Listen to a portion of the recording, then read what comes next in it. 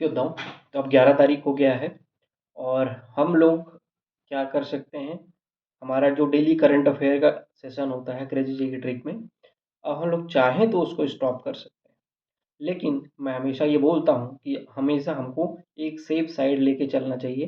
तो अगर आप सेफ साइड लेके चलते हो तो 15 जनवरी तक कंटिन्यू रखना अपना क्रेजी जी के ट्रिक से। अगर आप समय कम पड़ रहा है तो 10 जनवरी तक आप स्टॉप कर सकते थे। अब आप चाहो तो स्टॉप कर सकते हो क्रेजी जी के ट्रिक से डेली करंट अफेयर देखना।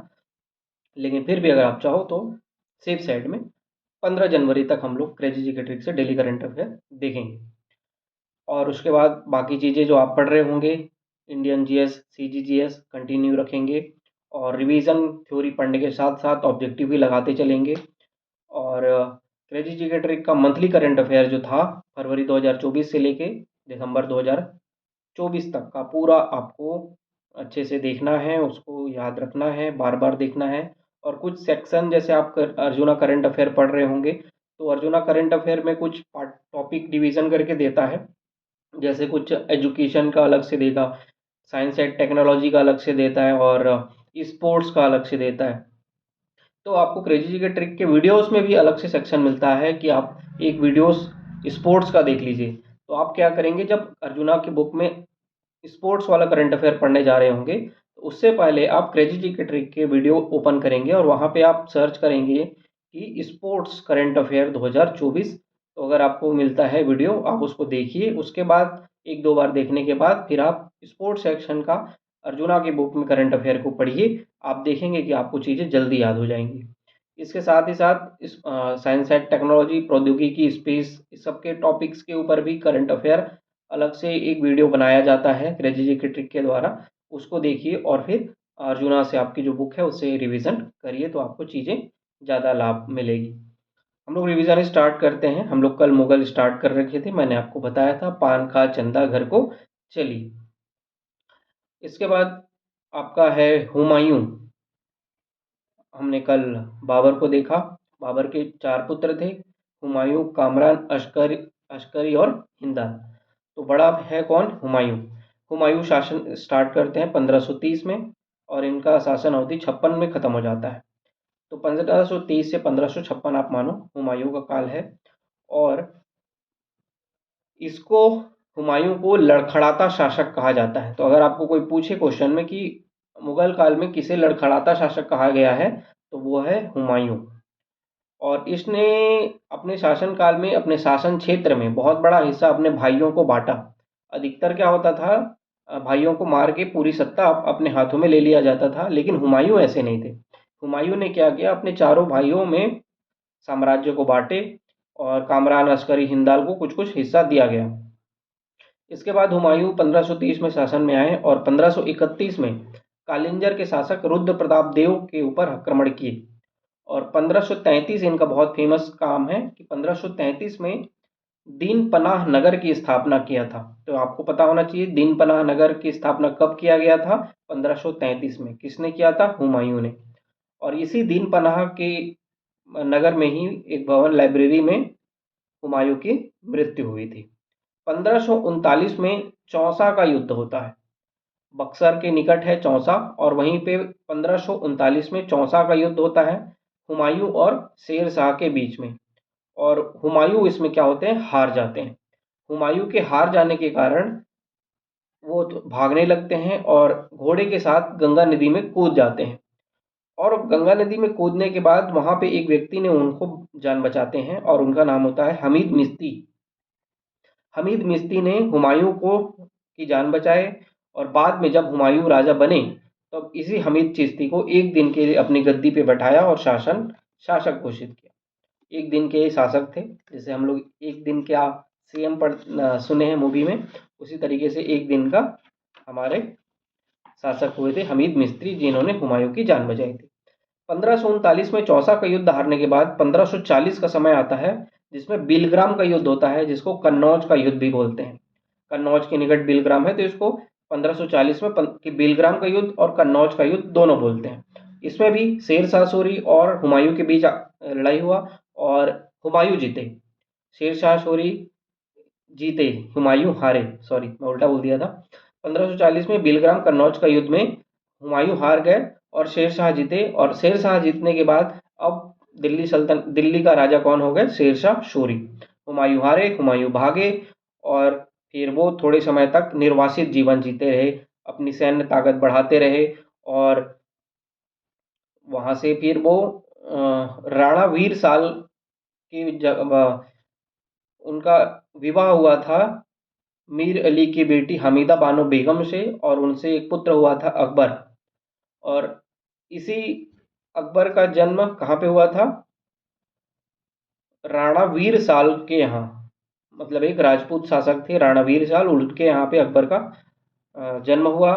और हुमायूं 1540 से लेके 1555 तक बहुत संघर्ष करते हैं, और 1555 में फिर से इकट्ठा आके अपनी ताकत मजबूत करके 1555 में मच्छीवाड़ा का युद्ध करते हैं। मच्छीवाड़ा का युद्ध होता है, हुमायूं की तरफ से बैरम खां लड़ते हैं, और सिकंदर लोदी की सेना होती है, उससे लड़ते हैं 1555 में मच्छीवाड़ा का युद्ध, और हुमायूं जीत जाते हैं।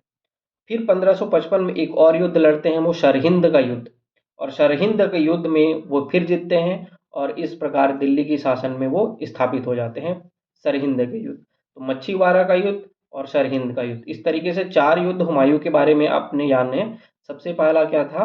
चौसा का युद्ध 1539, 1540 बिलग्राम या कन्नौज का युद्ध, 1555 मच्छीवाड़ा का युद्ध, और 1555 में ही सरहिंद का युद्ध।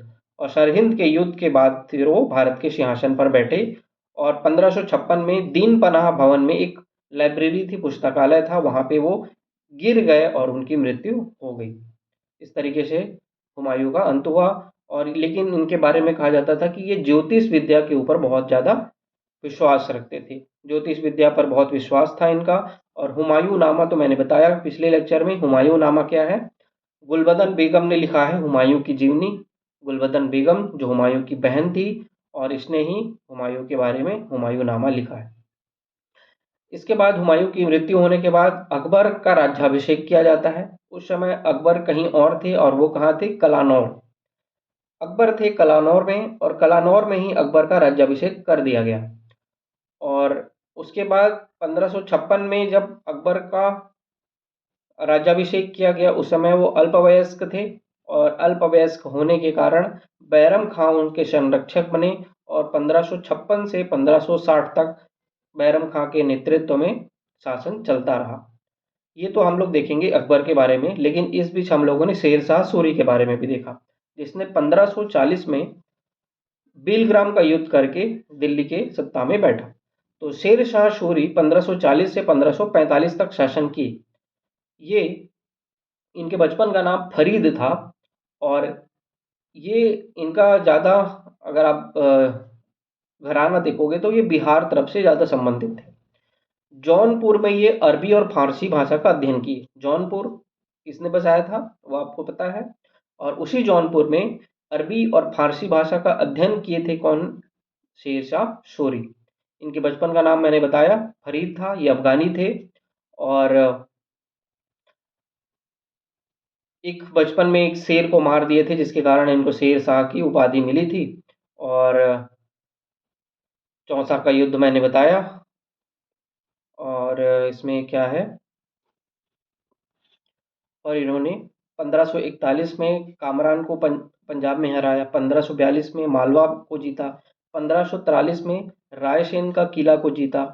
और जब रायसेन में आक्रमण किए थे, तो रायसेन के राजपूतों से लड़ते समय शेर शाह सूरी ने एक कमेंट किया था, कि उन्होंने बोला कि मुट्ठी भर बाजरे की जमीन को जीतने के लिए मैं लगभग पूरा हिंदुस्तान गंवा देता। मुट्ठी भर बाजरे की जमीन को जीतने के लिए मैं लगभग पूरा हिंदुस्तान गंवा देता, अगर मैं इस छोटे से ज़मीन को लड़ने आया था, फालतू किया था। तो ये शेर शाह सूरी ने इस युद्ध के बारे में बोला था। और 1545 ईस्वी में इन्होंने अंतिम अभियान कालिंजर का अभियान चलाया था, और इसी कालिंजर अभियान में जो शासक थे वो कीरत सिंह थे, और ये शेर शाह सूरी का आखिरी अभियान था। और इसी अभियान में इनके बाद इसकी मृत्यु हो जाती है। और शेर शाह सूरी अपने शासनकाल में ही अपने, पता था उनको कि मैं मरूंगा तो मेरे को कहीं गाड़ेंगे, तो यहीं पे गाड़ेंगे करके उन्होंने अपने लिए एक अलग से मकबरा बना लिया था, खुद ही बना लिया था। तो शेर शाह सूरी का मकबरा कहाँ है? बिहार के सासाराम में। चारों एक बार गूगल इमेज देखना, वो बहुत ही खूबसूरत अपने लिए मकबरा बना के गए हैं। पूरा चारों तरफ पानी है, बीच में उनका मकबरा है। बिहार के सासाराम में इन्होंने अपने लिए एक मकबरा का निर्माण किया था। 1545 में इन्होंने किया। शेर शाह सूरी की प्रशासनिक व्यवस्था बहुत ज़्यादा फेमस है और ये हमारे मेंस के लिए भी बहुत इंपॉर्टेंट है। पूरी सल्तनत को इन्होंने 47 सरकारों में बांटा था। सरकार मतलब जिले होते थे, इसके ऊपर इक्ता होता था, परगना होता था, तो ये ऐसे कुछ होते थे। इनके कुछ विभाग थे जो सब कुछ आपने पढ़ा है। भूमि मापन के लिए सिकंदरी गज, सन की डंडी, ऐसे कुछ पैमाना इन्होंने डेवलप किया था। सड़क बनाया था इन्होंने, ग्रैंड ट्रंक रोड बोलते हैं जिसको। ग्रैंड ट्रंक रोड बनाने का श्रेय शेर शाह सूरी को जाता है, जो कि कलकत्ता से लेके दिल्ली आगरा होते हुए अफगानिस्तान तक, मुल्तान तक, लाहौर तक जो सड़क बनाया था, जो उस समय के लिए व्यापारी रूट का बहुत ही प्रोमिनेंट था, शेर शाह सूरी को ग्रैंड ट्रंक रोड बनाने का ये श्रेय जाता है। इतिहासकारों के अनुसार शेर शाह को ब्रिटिश कालीन मुद्रा का अग्रगामी कहा जाता है, क्योंकि इनकी मुद्रा प्रणाली बहुत फेमस थी। इन्होंने सोने के सिक्के चलाए जिसका नाम अशरफी था, चांदी के सिक्के चलाए जिसका नाम था रुपया, और तांबे के सिक्का चलाए जिसका नाम था दाम। तो दाम, रुपया और अशरफी इन्होंने सिक्के चलाए। और शेर शाह की मुद्रा प्रणाली ब्रिटिश कालीन मुद्रा प्रणाली की आधारशिला थी, ऐसा एक स्टेटमेंट था स्मिथ का। स्मिथ ने ऐसा कहा था। और सासाराम में इनका मकबरा है। और इन्होंने पाटलिपुत्र को फिर से जीता और बसाया और उसका नाम पटना दिया। कन्नौज को शहर को फिर से जीता, रोहतासगढ़ के किला को जीता, और इस तरीके से इनकी शासन बहुत ज़्यादा फेमस रही। तो हम लोग आज दो राजाओं के बारे में पढ़े, कल हम लोग अकबर के आगे वाला पढ़ेंगे। तो आज अच्छे से पढ़िए। कुछ लोग बोलते हैं मैं वीडियो को थोड़ा लैंडस्लाइड मोड में बनाऊं, तो आप क्या करो, इसी वीडियो को थोड़ा नीचे कर दिया करो तो आपको पूरे स्क्रीन में दिखेगा, है ना। तो अब ऐसे करूँगा तो मेरे को अच्छा नहीं लगेगा। और पढ़ते रहते हैं और अच्छे से पढ़ेंगे और सिलेक्शन लेके जाएंगे। आज के लिए इतना ही रहेगा, कल फिर मिलेंगे।